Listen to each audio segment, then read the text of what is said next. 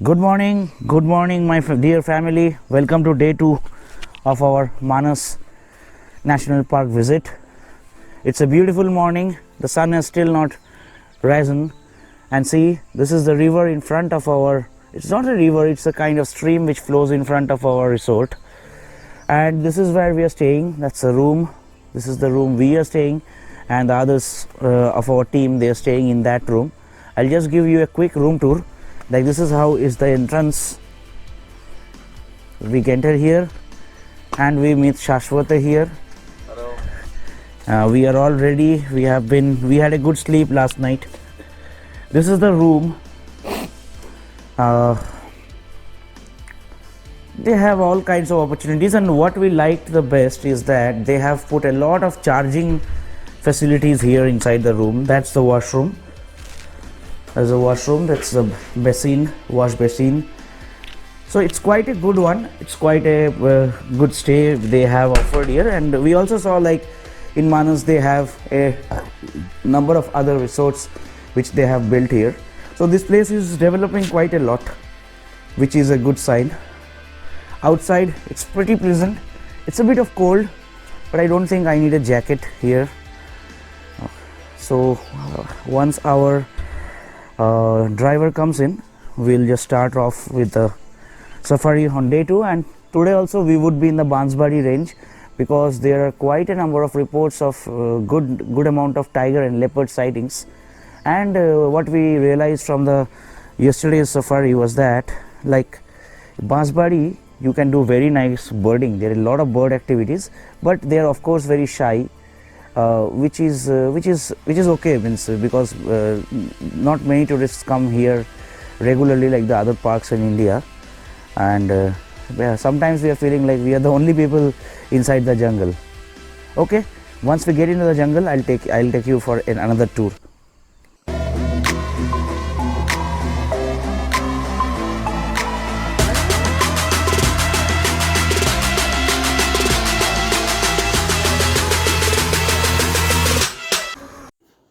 Next to our resort, we spotted the white-browed wagtail.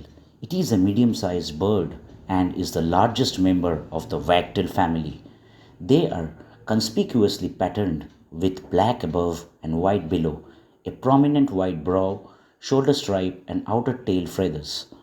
White-browed wagtails are native to South Asia, common near small water bodies, and have adapted to urban environments where they often nest on rooftops.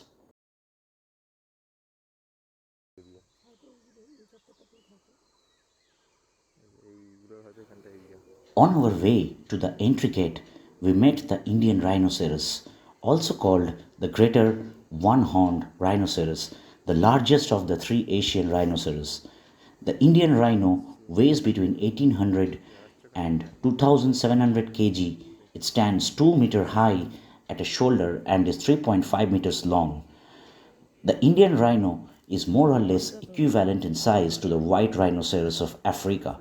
The Indian rhino occupies the world's tallest grasslands, where at the end of the summer monsoon in October, grasses reach 7 meters, that is 23 feet tall. They are primary grazers, except during the winter when they consume a larger portion of the browse. An Indian rhino female will conceive again quickly if she loses her calf. Tiger kills about 10 to 20% of calves, but they rarely kill calves older than 1 year.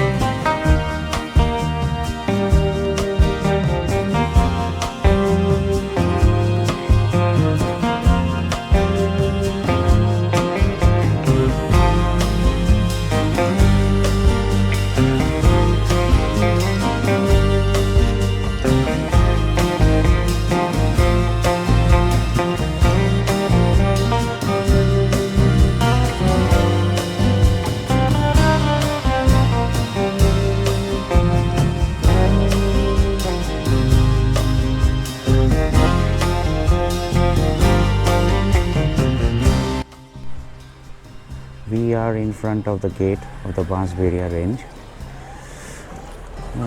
Behind us, so if you come to Manas, you can definitely avail that elephant ride. It's a elephant ride. I think permit is done and we'll start. Okay, thank you. Next, it was the Ashiprenia, a common prenia that is likely to occur in all habitats except for woodlands with a thick canopy. It can be quite bold and fearless. It has a loud ringing song that is given year round and plain nasal call.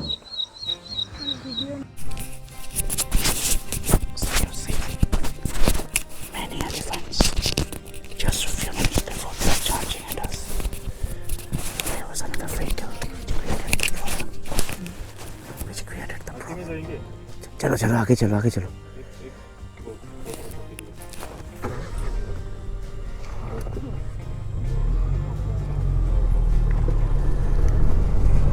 It's a huge herd. There are 30-40 individuals and there are 2 or 3 little cubs. Charge করবে.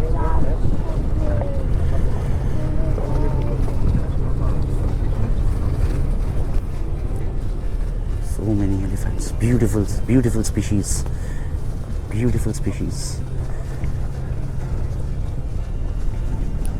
We are just leaving them at their peace.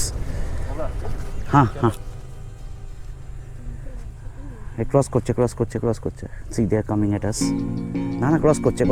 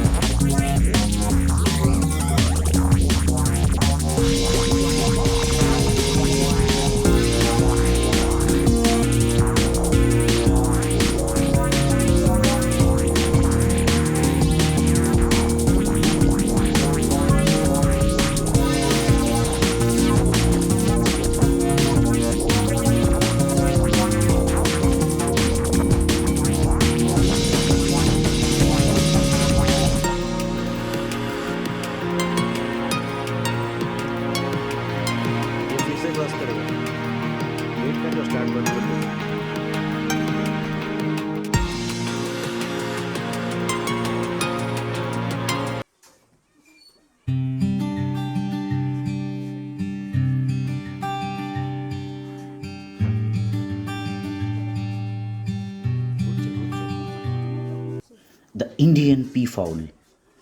They are a species in a group of birds called pheasants. The males are called peacocks, while the females are called peahens. Together, they are peafowl. Peafowl are among the largest of all birds that fly. The beautiful feathers that cover the tails of a peacock are 5 feet long, longer than the bird's body, and can be displayed in a spectacular fan of brilliant colors. These long feathers actually grow from the bird's back, not the tail. He elevates them by raising the much shorter tail feathers underneath them.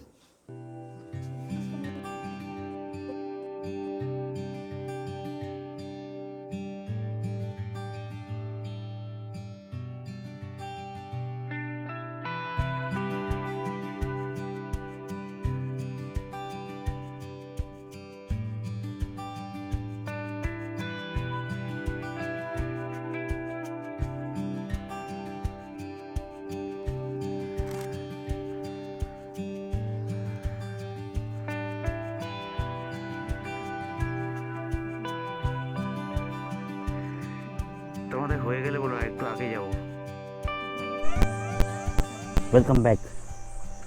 This is the Manas river which flows. This is the backbone of this Manas forest, and people even living here in this part of Assam. We see 2 elephants in front. I know the GoPro won't be able to capture this, but this is such a serene feeling. That side you see, it's Bhutan. It's completely Bhutan. Indian tourists are allowed, but you need to have prior permission beforehand. So that's it. So we came all down here, and now we will go to that riverbed. You can see people enjoying there. So we'll be going there and we'll be having some photographs.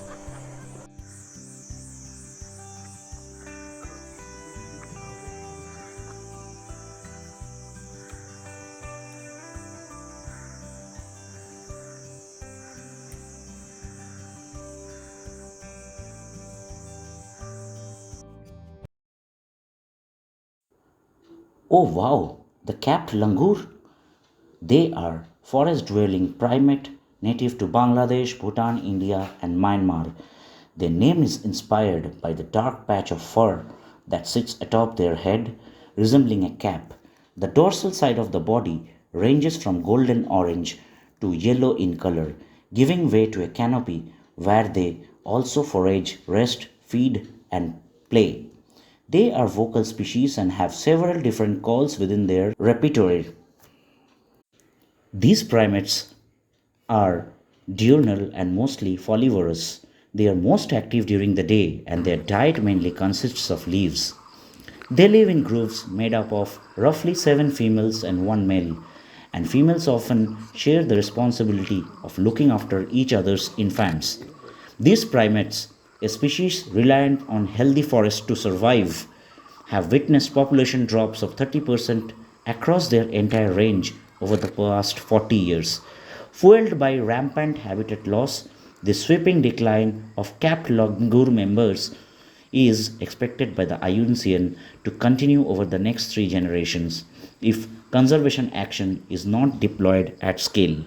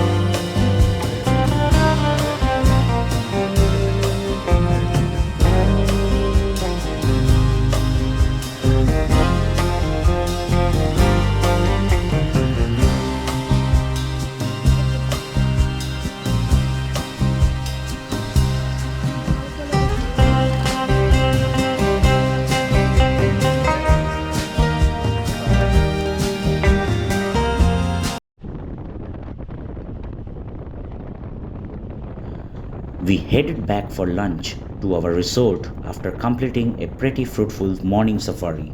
Our afternoon safari would start from 2 pm, and within that timeline, we had to get ready again.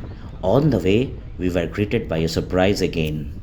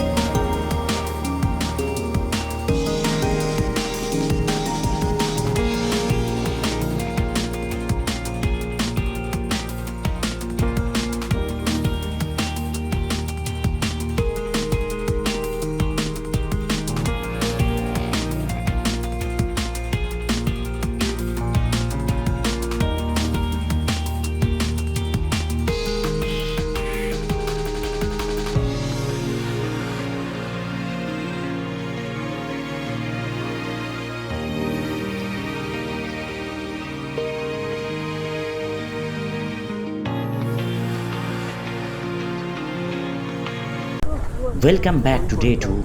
The afternoon safari starts. What a beautiful part of the jungle. The sunlight is playing light and shadow with the forest, and you can see various combinations of green, as if someone has come here with a painting brush and painted all around. It's quite hot here in Manas, but once you have trees, it feels like we are in air condition.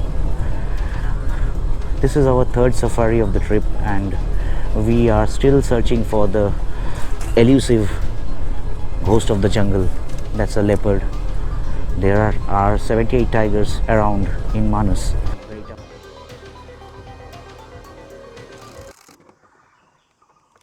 The tokay gecko. These reptiles have thick cylindrical bodies with heads set apart from their necks. Their limbs are well defined and powerful, and their bodies are covered in spots. Two variants of tokay geckos exist, a red spotted and a black spotted. Keeping all hopes alive. There's a bird, there's a bird, there's a bird. See that, what is that? Oh, ye jhade jhade idhar hai. Wait, bull. Oh, Sipai Bulbul.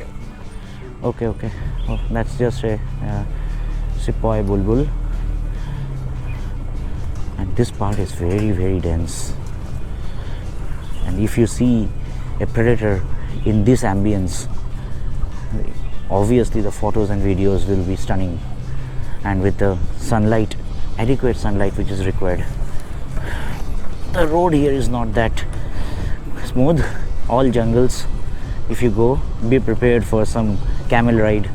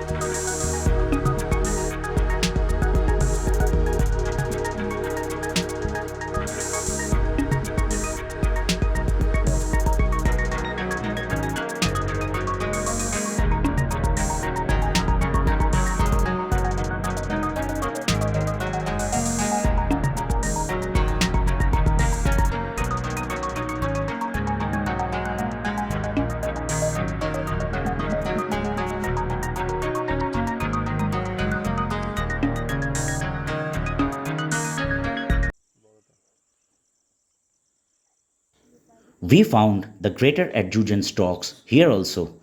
Glad to see their population thriving at least in some wilderness of Assam and some parts of the northeast.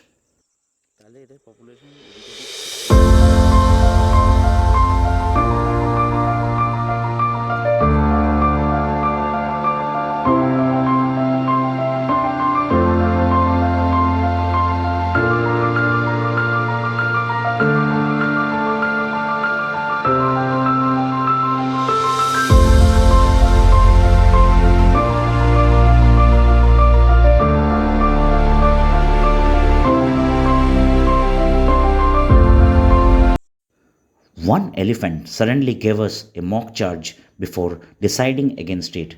The thumb rule to avoid such incidents inside the jungle is by remaining still and calm the beast.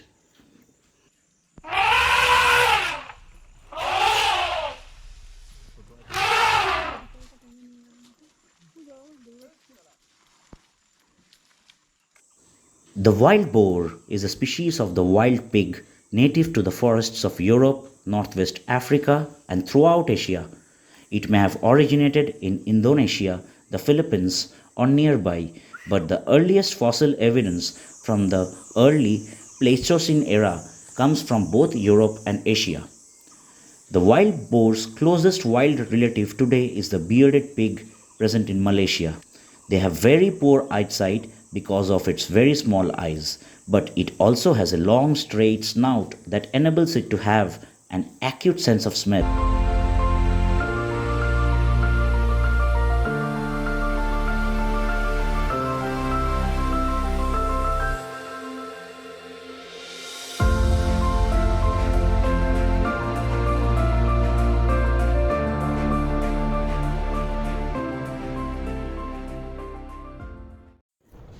We ended day 2 on an extremely high note. We could also see the great hornbill and the red-headed trogon. These birds are very shy and did not allow us to get a single photograph as we tried to head closer. I hope you like my presentation on the Bansbari range from episode 1 and 2. The next episode will be on a completely new zone famous for many endangered bird species. Please let me know your feedback through your comments and don't forget to watch the full video, and last but not the least, support me through your valuable subscription. Keep the family growing.